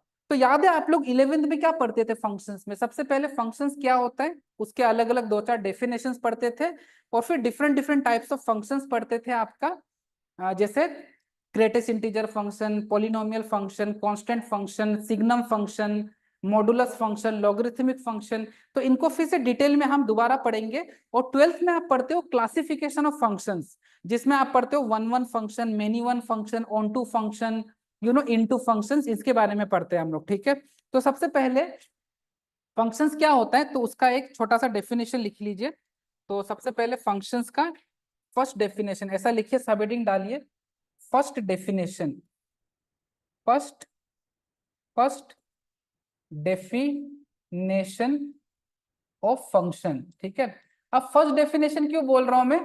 क्योंकि दो तीन तरीके से हम फंक्शन को समझ लेंगे, ठीक है, ताकि समझने वाला पार्ट हमारा क्लियर हो जाए, इसलिए मैं दो तीन अलग अलग तरीके से आपको फंक्शन को समझा दूंगा आपका, ठीक है। तो सबसे पहला डेफिनेशन जो है बहुत ही बेसिक सा डेफिनेशन है, इन ए रिलेशन फ्रॉम। अब देखो रिलेशन का काम यहाँ पे आएगा, रिलेशन जो हम पढ़ते हैं उसका हम यहाँ पे यूज करते हैं आपका, ठीक है। रिलेशन क्या था?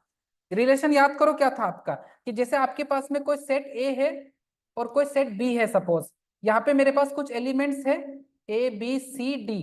तो ये 1 के साथ ए को रिलेट कर दिया, 2 के साथ ए को रिलेट कर दिया, 2 को बी के साथ कर दिया, 3 को सी के साथ कर दिया, 4 को डी के साथ कर दिया, 4 को बी के साथ कर दिया। तो ये एक रिलेशन था जहां पे कोई मतलब वो नहीं था, रेस्ट्रिक्शन नहीं था, कैसे भी किसी को भी किसी के भी साथ रिलेट कर रहे थे। But on the other hand function में जरा सा हम एक चीज को ध्यान में रखते हैं। तो लिखो एक छोटा सा डेफिनेशन लिखो, इसका नीड नहीं है अभी फिलहाल, ठीक है। डेफिनेशन लिखो, एक डेफिनेशन लिखो, if in a relation in a relation in a relation from in a relation from a to b, from a to b, if with each element of set a, if with each element of set a, if with each element of set a, if with each element of set a exactly one element of set b is associated, exactly one element of set b is associated, associated, then this association is called a function, then this association is called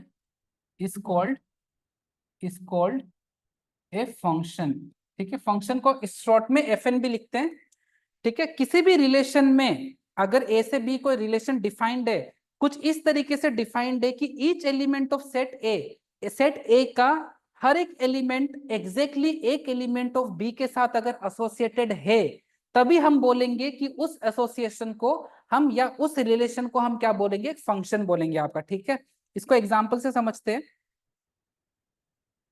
is called a function from set A to set B, ऐसा भी लिख लेना आगे, from set A to set B, full stop मत देना यहाँ पे आगे लिख लेना from set A to set B, from set A to set B, क्योंकि ये भी इंपॉर्टेंट है, ठीक है, कि पहले कौन सा सेट है बाद में कौन सा सेट है, वो इंपॉर्टेंट है यहाँ पे बहुत ज्यादा, ठीक है।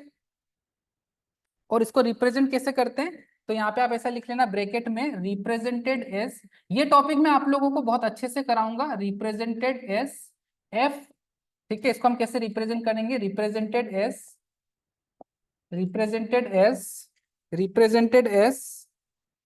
F semicolon A to B, ठीक है, इस तरह से रिप्रेजेंट करते हैं, ठीक है। इसको नोट कर लीजिए।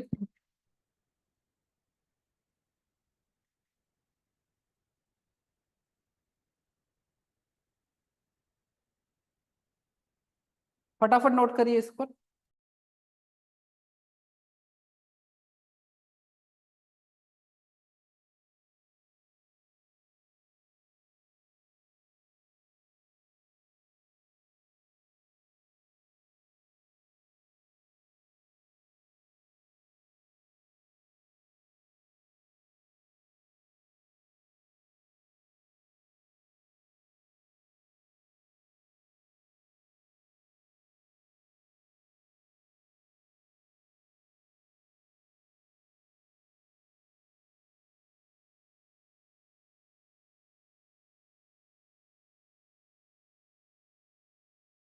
अभी आप लोगों को पिक्चर पूरा क्लियर नहीं होगा, ठीक है। फंक्शंस को समझने के लिए थोड़ा सा टाइम चाहिए, ठीक है, but I will try to make it as simple as possible. तो देखो, इस डेफिनेशन को मैं आपको वेन डायग्राम मतलब डायग्रामेटिकली समझाता हूं आपको, ठीक है, कि इसका मतलब क्या है। बाकी ये रिप्रेजेंटेशन ध्यान में रखना, और ये स्टेटमेंट इंपॉर्टेंट है, exactly one element of set B. तो इसको मैं आपको ऐसे समझाता हूं, जैसे suppose example to understand example to understand the concept of function, example to understand the concept of function। जैसे सपोज मैंने क्या बोला कि आपके पास एक मिठाई का दुकान है आपका, ठीक है, आपका एक मिठाई का दुकान है, एक इमेजिनरी मिठाई का दुकान। अज्यूम करो कि आपका एक इमेजिनरी मिठाई का दुकान है सपोज, ठीक है। आपके पास सपोज उसमें गुलाब जामुन है, उसमें रसगुल्ला है, उसमें रसमलाई है, और उसमें कलाकंद है आपका, ठीक है।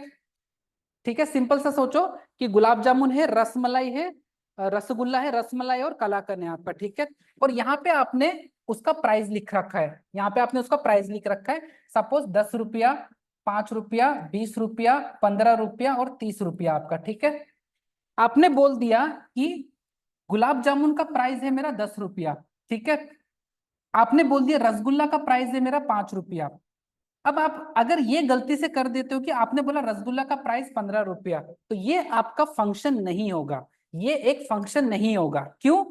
क्योंकि आप अगर एक होटल चला रहे हो और आप बोल रहे हो कि कस्टमर को कि मेरा रसगुल्ला का प्राइस है 5 रुपया, एट द सेम टाइम आपने बोल दिया मेरा रसगुल्ला का प्राइस है 15 रुपया, तब तो आपको वो जो कस्टमर होगा वो तो आपको धुलाई देना स्टार्ट हो जाएगा, राइट। वो तो आपसे आर्गुमेंट करने लग जाएगा, अरे ये तो गलत बात है, आप तो बोल रहे हो कि रसगुल्ला का प्राइस 5 रुपया है, फिर आप बोल रहे हो रसगुल्ला का प्राइस 15 रुपया है, ठीक है। तो ये तो गलत बात है।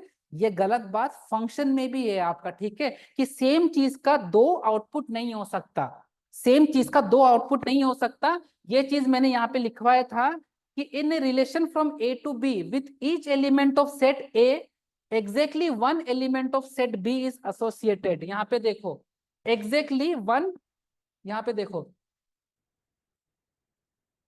अगर गुलाब जामुन का आपने बोल दिया प्राइस 10 है, तो अब गुलाब जामुन का कोई दूसरा प्राइस नहीं हो सकता आपका, ठीक है। तो ये बात बोलना गलत हो जाएगा, तो इसको मैं हटा रहा हूं यहाँ से, ठीक है, ये वाला लाइन को हटा देता हूं। तो आपने बोल दिया रसगुल्ला का प्राइस है 10 रुपया, फिर आपने बोल दिया कि मेरा रसमलाई का प्राइस है 20 रुपया, और आपने अगर बोल दिया सपोज कि आपका, हाँ, लेकिन आप ये चीज कर सकते हो कि जैसे आपने बोल दिया कि हाँ यहाँ पे हो गया। अब आपने सपोज बोल दिया, अब अच्छा यहाँ तक अगर आपने छोड़ दिया, सपोज आपने बोल दिया गुलाब जामुन का प्राइस है 10, रसगुल्ला का प्राइस है 5 और रसमलाई का प्राइस है 20। अगर आपने कलाकंद को प्राइस डेजिग्नेट नहीं किया तो भी ये फंक्शन नहीं होगा, ठीक है। मतलब जो भी मेरा सेट ए में एलिमेंट्स होते हैं वो सारे के सारे एक नहीं तो एक एलिमेंट के साथ में एसोसिएट होना चाहिए, मतलब ये वाला सेट का एलिमेंट खाली नहीं जाना चाहिए आपका, ठीक है। क्या बोला मैंने कि ये वाले सेट के कोई भी एलिमेंट्स खाली नहीं जाने चाहिए। तो इसको आप एसोसिएट कर सकते हो 15 के साथ, या आप इसको एसोसिएट कर सकते थे 20 के साथ भी आपका, ठीक है। तो क्या मैंने किया कि रसमलाई को मैंने बोल दिया 20 रुपया और आपने बोल दिया कलाकंद भी 20 रुपया, तो ये बात तो जस्टिफाइड है। आप भी कभी किसी होटल में, अगर आपने कभी रेस्टोरेंट में कभी कोई सामान खरीदने गए होंगे, तो किसी दो सामान का तो सेम प्राइस हो सकता है ना गाइस, किसी भी दो सामान का सेम प्राइस तो हो ही सकता है। आप बोल दो कि रसमलाई का प्राइस 20 रुपया है और कलाकंद का भी प्राइस 20 रुपया है, तो ये एक्सेप्टेबल है आपका, ठीक है। तो यहाँ पे अब यहाँ पे आप एक चीज नोटिस करो कि 15 और 30 मेरा खाली रह गया, कोई बड़ी बात नहीं है, ये मेरा अब फंक्शन कहलाया जाएगा, ठीक है, ये मेरा अब एक फंक्शन कहलाया जाएगा, ठीक है, इसको मैं एक फंक्शन बोल सकता हूं। क्यों? क्योंकि हर एक एलिमेंट का एक आउटपुट तो आ ही रहा है आपका, ठीक है, लेकिन किसी भी एलिमेंट का दो आउटपुट नहीं है आपका, ठीक है, हाँ किसी दो एलिमेंट का एक आउटपुट जरूर हो सकता है, तो ये रिलेशन मेरा मेनी वन फंक्शन कहलाएगा। तो मेनी वन वन वन उसमें थोड़ी देर बाद में आते हैं आपका, ठीक है। तो इस वाले को हम बोलेंगे को डोमेन, ओ सॉरी, इस वाले को हम बोल दे डोमेन, इस वाले को हम क्या बोल देंगे, डोमेन, ठीक है। ये मेरा जो हो जाएगा, जो मेरे मेन्यू में जो मेरा आइटम है वो मेरा डोमेन बन जाएगा। वैसे तो मैंने डोमेन को डोमेन आप लोगों को लास्ट लेक्चर में भी बताया था वैसे, और ये मेरे सारे के सारे जो एलिमेंट्स है ये सारे के सारे मेरे बन जाएंगे को डोमेन, को डोमेन, ठीक है। ये सारे के सारे मेरे क्या बन जाएंगे, को डोमेन, 10, 5, 20, 15 और 30। लेकिन रेंज क्या होगा, कोई बताएगा यहाँ पे रेंज क्या होगा, कोई बताना चाहेगा रेंज क्या होगा इसमें? रेंज वही होता है जिसके साथ आपका इनपुट एसोसिएटेड होता है आपका, ठीक है। जैसे गुलाब जामुन को आपने 10 के साथ एसोसिएट किया, रसगुल्ला को 5 के साथ, रसमलाई को 20 के साथ और कलाकंद को 20 के साथ। तो यहाँ पे जो मेरा आउटपुट आ रहा है वो आ रहा है 10, 5 और 20। तो मेरा रेंज हो जाएगा 10, 5 और 20। लेकिन कोडोमेन क्या होता है, कोडोमेन बेसिकली होता क्या है, set of all elements in set B. जितने भी बी के मेरे सेट्स है के एलिमेंट्स है वो सारा कोडोमेन होता है, लेकिन जो भी डोमेन के साथ एसोसिएटेड मेरे एलिमेंट्स है बी में वो मेरे रेंज हो जाते हैं आपके, ठीक है। तो this is domain, this is my range and entire elements are my codomain. तो अभी शायद थोड़ा सा आप लोगों को बेसिक क्लियर हुआ है फंक्शंस के बारे में। मैंने ये जो मिठाई वाला एग्जांपल दिया है इससे आप अब चीजों को थोड़ा अच्छे से समझ पाओगे आई थिंक, ठीक है। तो मैं यहाँ पे आप लोगों को सिनारियो दे रहा हूँ, आप लोग मुझे बताना कि इसमें से कौन सा फंक्शन है और कौन सा नहीं है आपका, ठीक है। तो मुझे नहीं लगता कि मुझे अदर डेफिनेशंस बताने की भी नीड है, ठीक है। मैंने जो बताया था ना फर्स्ट डेफिनेशन और ये वाला एग्जांपल से आई थिंक आपको अब अच्छे से समझ में आ जाएगा आपका, ठीक है। तो आप लोगों से मेरा एक सवाल है, मैं आप लोगों को कुछ सिनेरियो दे रहा हूं यहाँ पे, ठीक है। आप लोग मुझे बताना इसमें से कौन कौन सा फंक्शन है और कौन सा नहीं है, क्योंकि एक बार अगर ये चीज आप सीख गए उसके बाद हम टाइप ऑफ फंक्शंस पढ़ने में हमें कोई दिक्कत नहीं आएगी, ठीक है। तो मुझे आप लोग बताओ which among the following, which among the following are functions, which among the following are functions, which among the following are functions। ठीक है, मैं थोड़ा सा स्पीड मैंने बढ़ा रखा है अपना, ज्यादा स्लो भी नहीं पढ़ा रहा हूं मैं क्योंकि बहुत सारी चीजें हमें कवर करना है, ठीक है। मैं सिर्फ आप लोगों को एनसीईआरटी बेस्ड भी नहीं पढ़ा रहा हूं। आप देखना फंक्शंस में हम लोग इतनी सारी चीजें पढ़ेंगे जो आपके कॉम्पिटिटिव एग्जाम्स को भी सारा कवर करेगा आपका, ठीक है। तो मेरा आपसे, चलो लिखो यहाँ पे, जैसे यहाँ पे एक मैंने सबसे पहले एक सिनेरियो दे दिया, कुछ भी दे दिया मैंने, जैसे ऐसा दे दिया आपका, ठीक है। और यहाँ पे मैंने कुछ इस तरीके से दे दिया आपको, इसको इसके साथ एसोसिएट कर दिया, इसको इसके साथ कर दिया और इसको इसके साथ कर दिया आपका, ठीक है। सेकेंड सिनेरियो में मैंने कुछ ऐसा दे दिया, इसको इसके साथ एसोसिएट कर दिया, इसको इसके साथ कर दिया, इसको इसके साथ कर दिया आपका, ठीक है। उसके बाद नेक्स्ट सिनेरियो मैंने दे दिया आपको, ठीक है। इसको इसके साथ कर दिया, इसको इसके साथ कर दिया, इसको इसके साथ कर दिया आपका, उसके बाद इसको इसके साथ कर दिया, ठीक है। फिर नेक्स्ट सिनारियो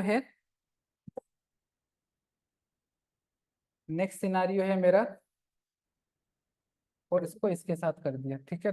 नेक्स्ट सिनारियो है मेरा,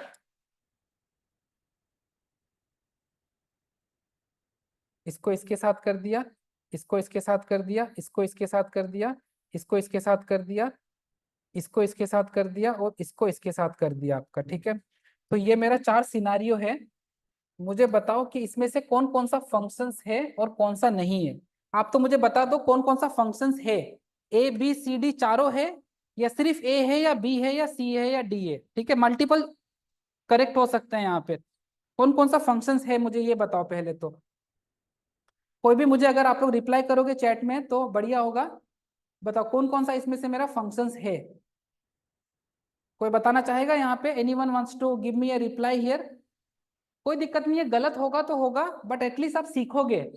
अभी गलती कर लो, बाद में आप गलती मत करना आपका, ठीक है। ए एंड सी कोई बोल रहा है, तो देखो सबसे पहले ये मेरा फंक्शन है, ठीक है, क्योंकि ये इसके साथ एसोसिएटेड है, ये इसके साथ एसोसिएटेड है, ये इसके साथ है और ये इसके साथ है। तो मैंने क्या बोला था, किसी दो मिठाई का सेम प्राइस हो सकता है, ठीक है, बट एक मिठाई का दो प्राइस नहीं हो सकता। तो आप ऐसे याद रखो कि ऐसे जा सकता है बट ऐसे नहीं जाएगा, ऐसे जा सकता है बट ऐसे नहीं जाएगा आपका, ठीक है। अब यहाँ पे भी ये फंक्शन नहीं है क्योंकि एक एलिमेंट खाली छूट गया, सब कुछ फुलफिल तो कर रहा है, ये इसके साथ एसोसिएटेड है, इसके साथ ही, इसके साथ है, बट ये खाली रह गया। तो ये जो मेरा पहला सेट में एलिमेंट्स है वो खाली नहीं रहना चाहिए, उसका एसोसिएशन किसी नहीं तो किसी के साथ होना चाहिए, ठीक है। ये वाला मेरा सेट होगा, ये वाला होगा मेरा मेरा ये, और पहला सिनेरियो तो सेम ही हो गया। हाँ, बस पहला सिनेरियो में एक एलिमेंट मेरा यहाँ पे खाली रह गया था। मैंने आप लोगों को क्या बोला कि बी वाला जो मेरा सेट होता है उसमें एलिमेंट खाली रह सकता है, कोई बड़ी बात नहीं है, ए में खाली नहीं रहना चाहिए। तो इसलिए वो मेरा फंक्शन था। ये वाला भी मेरा फंक्शन है, ये इसके साथ एसोसिएटेड है, इसके साथ है, ये इसके साथ है और ये इसके साथ है। मैंने क्या बोला, दो मिठाई का सेम प्राइस हो सकता है। ये वाला अगर हम देखें तो ये इसके साथ एसोसिएटेड है, ये इसके साथ एसोसिएटेड है, लेकिन आप फिर ने आपने बोले इसके साथ भी है, इसके साथ भी है, तो गलत बात है। आपने बोल दिया एक मिठाई का तीन तीन प्राइस है, ये तो गलत बात है, ये तो मार खाने वाला काम कर रहे हैं हम लोग, ठीक है। हम लोग बिजनेस कैसे करेंगे फिर, तो यहाँ पे ये वाला फंक्शन नहीं होगा आपका, ठीक है। चलो, तो ये चीज आप लोगों को क्लियर हुआ कि कब कोई फंक्शन होता है या नहीं होता है। तो ये तो हमने बेसिक समझ लिया। अब कोई कभी आपको कोई एक्सप्रेशन अगर दे दिया, कोई अगर पॉलिनोमियल एक्सप्रेशन आ गया या ट्रिगोनोमेट्रिक एक्सप्रेशन आ गया, कोई लॉगरिथमिक एक्सप्रेशन आ गया, एक्सपोनेंशियल एक्सप्रेशन आ गया, तो उसको हम लोग कैसे पता लगाएगा। तो this is one way of explaining what a function is.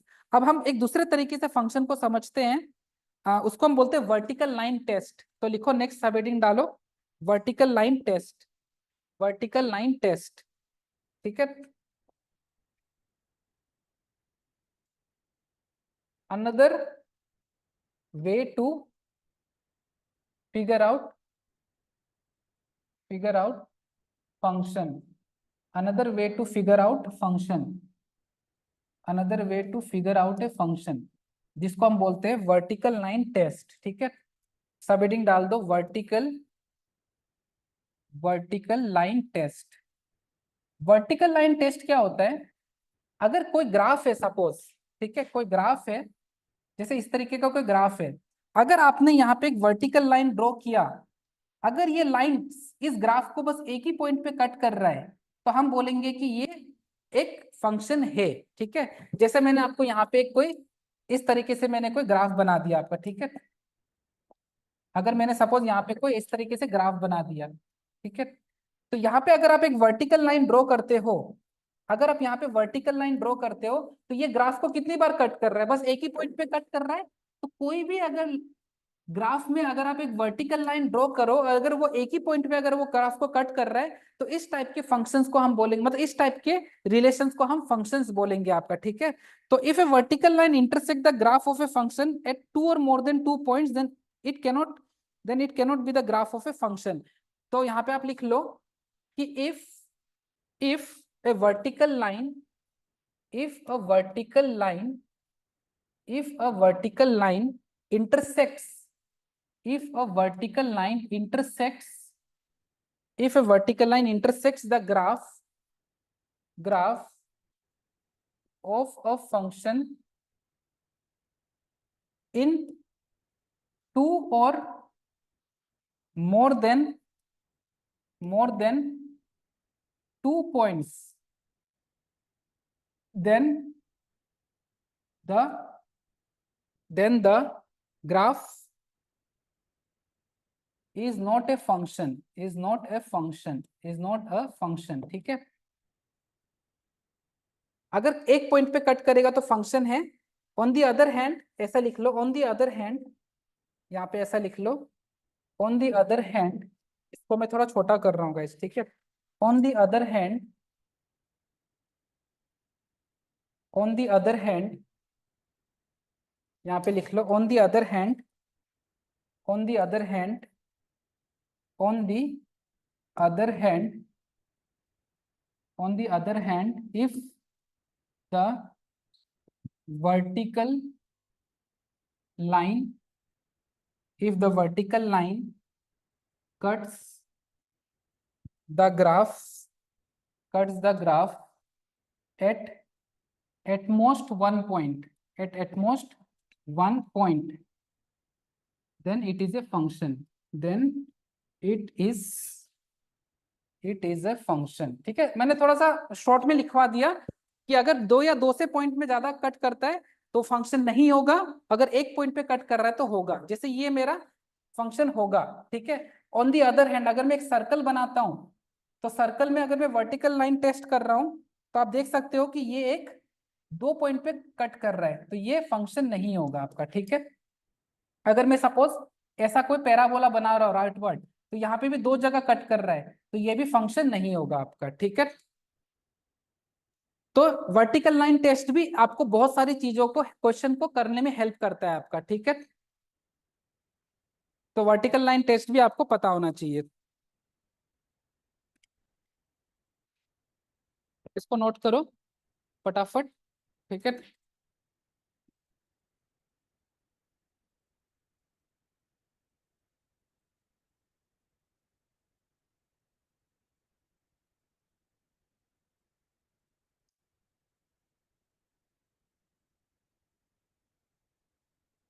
Domain women तो पता चल ही गया आप लोगों को, बाकी इनको कैसे निकालते हैं वो सारा चीजों का डिस्कशन हम लोग करेंगे, ठीक है।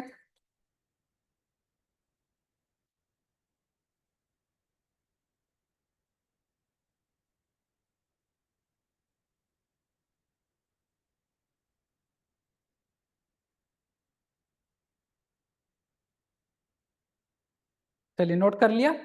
तो नेक्स्ट लेक्चर में हम लोग आगे की चीजें कंटिन्यू करेंगे। नेक्स्ट लेक्चर में we will discuss about all the different type of functions जो आप लोग 11th में पढ़ते थे, उसी का थोड़ा रिवीजन करेंगे, जिसमें हम लोग constant polynomial, constant function, polynomial function, rational function, modulus function, greatest integer function, logarithmic function और सिग्नम फंक्शन, ठीक है। ये सारा हम लोग दोबारा एक बार कवर कर लेंगे फटाफट, 1 घंटा जैसा लगेगा। फिर हम लोग अपना 12th वाला पार्ट फंक्शन का स्टार्ट करेंगे, जिसमें आप लोगों का क्लासिफिकेशन ऑफ फंक्शन हम लोग पढ़ेंगे, like one one, many one, ठीक है, ऑन टू और इनटू फंक्शन। ये 4 टाइप के फंक्शंस को हमें डिटेल में पढ़ना है, क्योंकि ये 4 टाइप के फंक्शंस को हम डिटेल में पढ़ लेंगे तो हमें एक तो कैलकुलस में भी मदद होगा, प्लस हम लोग जब इनवर्स ट्रिगोनोमेट्रिक फंक्शंस पढ़ेंगे तो भी हम कंफर्टेबली वहां पे भी क्वेश्चंस को सॉल्व कर पाएंगे आपका, ठीक है। तो फंक्शंस वाला टॉपिक को ज्यादा इंपॉर्टेंस देना है अपने को, ताकि इसका यूज हम आगे बहुत सारी जगह पे करेंगे आपका, ठीक है। Relations was just a basic tool to understand function. तो रिलेशन को लेके इतना ज्यादा माथा नहीं मारना है, लेकिन फंक्शंस को हमें बहुत अच्छे से करना है आपका, ठीक है। तो फंक्शन क्या होता है, फंक्शन का नेचर कैसे होता है, वो हमने सब कुछ डिस्कस कर लिया, ठीक है। और एक और चीज मैंने बताया नहीं यहाँ पे कि इसको हम लोग क्या बोलते हैं, इमेज बोलते हैं आपका, ठीक है। जैसे ये मेरा 10 है, ये इसका इमेज है। गुलाब जामुन का प्राइस मैंने 10 बोला था, तो 10 is nothing but the image of gulab jamun. तो 10 is nothing but the image of set A. 10 is an element of set B which is an image of element of set A. और ये जो है वो इसका प्री इमेज है, ठीक है। तो ये मेरा इमेज है और ये इसका प्री इमेज है आपका, ठीक है। तो इनका डिस्कशन हम नेक्स्ट लेक्चर में थोड़ा डिटेल में करेंगे आपका, डोंट वरी, ठीक है। तो आई होप आप लोगों को लेक्चर समझ में आया सब कुछ, आज जितना भी हमने पढ़ा था, ठीक है। बाकी किसी को भी कोई डाउट है तो दोबारा एक बार रिवीजन कर लेना, और नेक्स्ट लेक्चर में सबसे इंपॉर्टेंट पार्ट आपका स्टार्ट होगा आपका, ठीक है। चलो ओके गाइस, नमस्ते, take care everyone, bye bye, see you in the next lecture. Okay, take care everyone and please start practicing. Okay, चलो okay guys, bye bye, take care, bye everyone. एक bye तो बोल ही सकते हो। चलो okay bye, ठीक है, मैं डिस्कनेक्ट कर रहा हूँ।